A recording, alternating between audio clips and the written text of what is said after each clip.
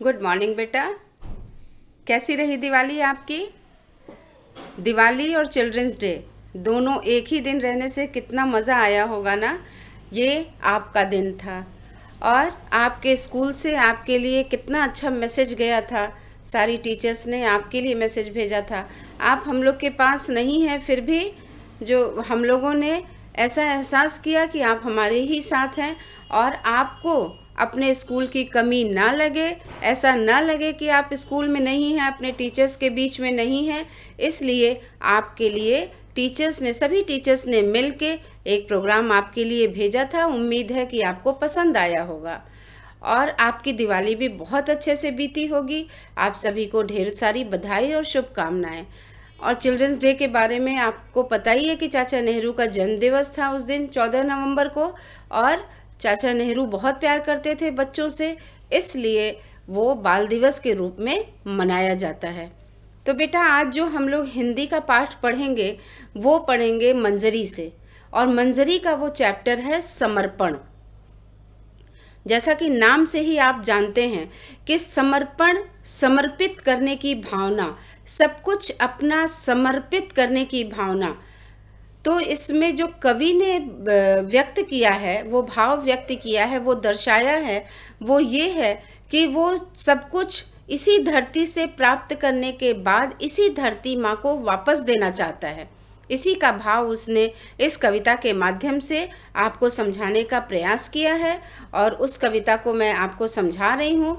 आप अच्छे से ध्यान से उसको पढ़िएगा और फिर पुनः उसको समझने का प्रयास करिएगा। तो बेटा एक बार फिर आपको दिवाली की बहुत सारी बधाई के साथ मैं ये पाठ शुरू करती हूँ। समर्पण। तो बेटा हम लोग पढ़ते हैं कविता समर्पण। उसका शीर्षक है समर्पण। समर्पण का अर्थ है पूरी तरह से अपने आप को अर्पित कर देना, पूरी तरह से अपने आप को दे देना। तो ये जो समर्पण है, इसमें कविता के जो रचयिता हैं रामावतार त्यागी जी हैं, और उन्होंने अपने आप को, अपने देश की धरती को अपना सर्वस्व समर्पित करने की भावना का प्रदर्शन किया है। उन्होंने ये कविता के माध्यम से जताया है कि मैं सब कुछ अपना देने के बाद भी, सर्वस्व न्यौछावर करने के बाद भी मैं अपनी देश की धरती से ये पूछता हूँ कि उसको और क्या अर्पित करूँ और क्या भेंट करूँ।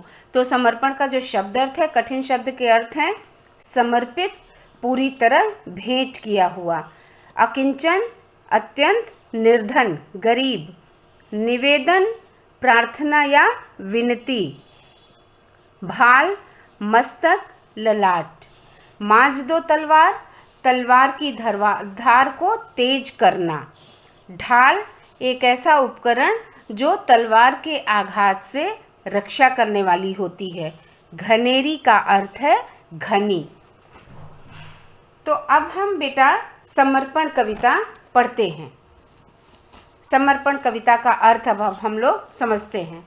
अब ये कविता जो है उसको कवि ने जो प्रस्तुत किया है, देश के प्रति जो उसके सब कुछ सर्वस्व समर्पित करने की भावना इसमें व्यक्त की गई है। मन समर्पित, तन समर्पित और यह जीवन समर्पित, चाहता हूँ देश की धरती तुझे कुछ और भी दूँ। माँ तुम्हारा ऋण बहुत है मैं अकिंचन, किंतु इतना कर रहा फिर भी निवेदन, थाल में लाऊं सजाकर भाल जब भी, कर दया स्वीकार लेना यह समर्पण। गान अर्पित, प्राण अर्पित, रक्त का कण कण समर्पित, चाहता हूँ देश की धरती तुझे कुछ और भी दूँ।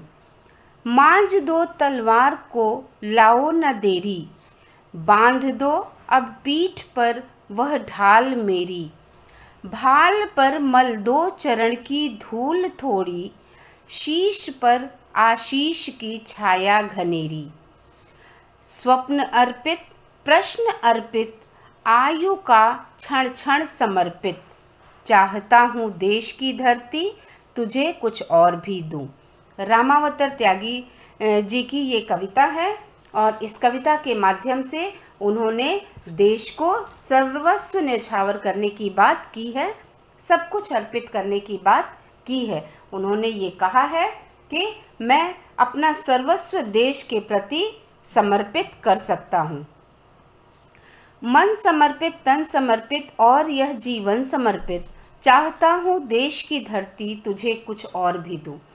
उन्होंने कहा है, कवि ने कहा है कि हे धरती माँ, अपना तन मन और यह जीवन, सारा जीवन समर्पित करने के बाद भी, मन तन और यह सारा जीवन समर्पित करने के बाद भी मेरी इच्छा है कि मैं तुझे और भी कुछ दूँ। हे माँ, मेरी इच्छा है, हे देश की धरती, मेरी इच्छा है कि मैं तुम्हें और भी कुछ दूँ। माँ, तुम्हारा ऋण बहुत है, मैं अकिंचन, किंतु इतना कर रहा फिर भी निवेदन। उन्होंने कहा है कि हे माँ, मेरे ऊपर तुम्हारा ऋण का मतलब होता है कर्ज। हे माँ, तुम्हारा कर्ज मेरे ऊपर बहुत ज़्यादा है, बहुत भारी कर्ज है, फिर भी मैं अत्यंत निर्धन हूँ। अकिंचन का अर्थ होता है निर्धन।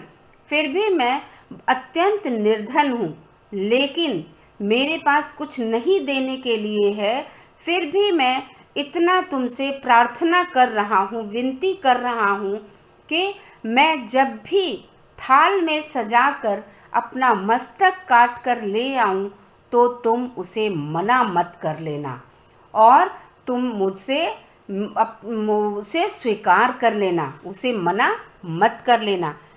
अब इसका अर्थ है कि हे माँ, मैं तुम्हारा कर्ज जो है, हे माँ, तुम्हारा कर्ज मेरे ऊपर बहुत ज़्यादा है, बहुत भारी है, लेकिन मैं बहुत निर्धन हूँ, गरीब हूँ।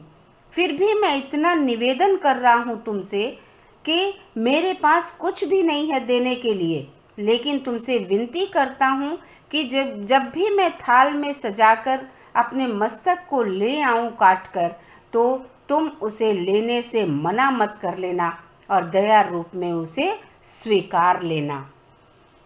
गान अर्पित, प्राण अर्पित, रक्त का कण कण समर्पित, चाहता हूँ देश की धरती तुझे कुछ और भी दूँ।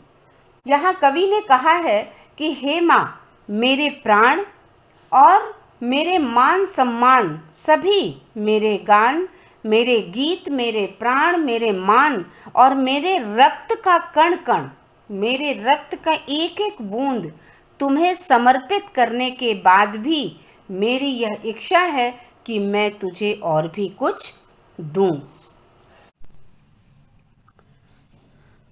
तो कवि समझाते हुए कि मेरे तलवार की धार को तेज कर दो और इसमें अब देर मत करो, और मेरे पीठ पर वो मेरी ढाल जो मेरी रक्षा करेगी उसको बांध दो, और मेरे मस्तक के ऊपर धरती माँ के चरण की धूल लगा दो। मेरे मस्तक पर, मेरे माथे पर, ललाट पर धरती माँ की धूल को, मेरे धरती माँ के चरणों की धूल को मेरे ललाट पर लगा दो, और मेरे सिर के ऊपर विजय के आशीर्वादों की घनी छाया बिखेर दो। तो यहाँ कवि जो कहते हैं कि सब कुछ जब समर्पित कर देते हैं धरती माँ को, फिर भी जब वो युद्ध में जाने की तैयारी करते हैं तो कहते हैं कि मेरे तलवार की धार को तेज कर दो और अब इसमें बिल्कुल भी देरी मत करो। मेरे पीठ पर ढाल को बांध दो और मेरे मस्तक पर धरती माँ के चरणों की धूल को लगा दो, उसका टीका लगा दो, और मेरे सिर पर विजय के आशीर्वादों की घनी छाया बिखेर दो। स्वप्न अर्पित, प्रश्न अर्पित, आयु का क्षण क्षण समर्पित, चाहता हूँ देश की धरती तुझे कुछ और भी दूँ। यहाँ कवि कहते हैं कि हे माँ, मेरे भविष्य के सारे सपने, हे माँ, मेरे भविष्य के सारे सपने, प्रश्न और मेरी आयु का एक एक पल, सब कुछ तुम्हें समर्पित है। मेरे सारे सपने, मेरे जो भविष्य के सारे सपने हैं और मेरे जो प्रश्न हैं और मेरे जीवन का एक एक पल, वो सब कुछ तुम्हें समर्पित है। फिर भी मैं ये चाहता हूँ कि हे देश की धरती, मैं तुम्हें भेंट के स्वरूप और भी कुछ दूं। अब कवि के जो मन की व्यथा है बेटा, वो यही चाहता है कि सब कुछ समर्पित करने के बाद भी अपने देश की धरती को वो सब कुछ देना चाहता है, कुछ और भी देना चाहता है। अपना सर्वस्व न्यौछावर करने के बाद उसका मन नहीं मानता और वो बहुत कुछ देना चाहता है। इसके रचयिता रामावतार त्यागी जी हैं। थैंक यू बेटा।